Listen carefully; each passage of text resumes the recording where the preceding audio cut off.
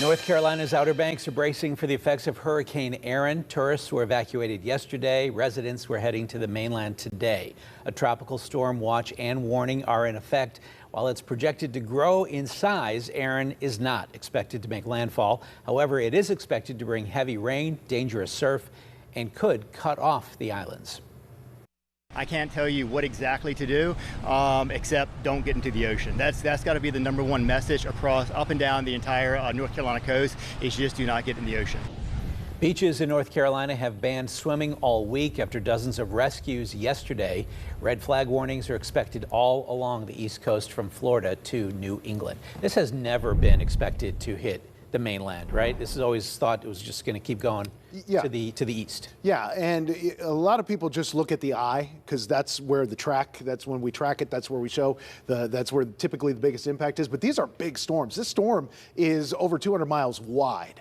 And at 200 miles wide, when it makes its approach towards the Outer Banks and towards Kill Devil Hills, still as a Category 2 hurricane, this is about 200 miles between the Outer Banks and the center of the line. So there is going to be parts of this storm impacting the Outer Banks, but also the storm surge and the rip currents that are already showing up there and keeping people from going into the water at those beaches. So just heed the warnings. It's going to be close enough to have impacts for the Outer Banks if you know anyone vacationing down that way, but the direct impacts or the center of this storm is going to remain out to sea. Now for our storms, these aren't anything compared to that. These are just some showers and thunderstorms with the disturbance cutting through Ohio right now. This is eventually going to move into western Pennsylvania and touch off a little rain and thunderstorm activity locally.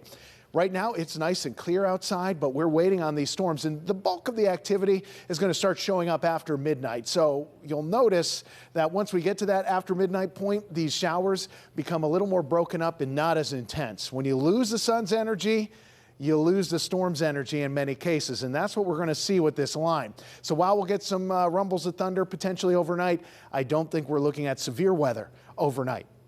Tomorrow, we get up in the morning, 7 a.m., maybe a spotty shower around, hopefully for those going off to school. Tomorrow morning, for the big first day, it's not going to be an issue at the bus stop, but you could have a passing shower at any point during the day tomorrow.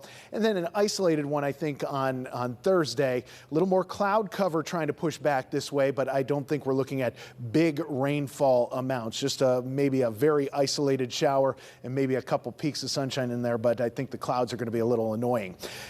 As for temperatures tonight, we're going to see the humidity remain high and the temperatures are going to remain a little elevated too. Last night into this morning, we were in the low 60s. It's going to be more of an upper 60 type night. A couple spots will get a couple degrees cooler, but less comfortable than it was yesterday into this morning. And tomorrow, I don't think it's going to warm up that much. We're going to find highs in the low to maybe mid 80s tops.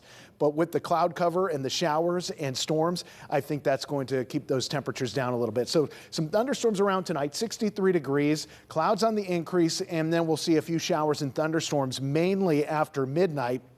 Tomorrow, a few more of those storms. I think we dry it up for most of the weekend. We get into Sunday and a few more thunderstorms try to show up here. But what we're going to be waiting on is after Sunday, some colder air to start breaking loose. And that's going to drop into town. And next week, it's going to start to feel like fall. And when we get into, say, Monday of next week and Tuesday, you can see those temperatures take a major hit. We're looking at highs. The best it's going to be in the low to mid 70s.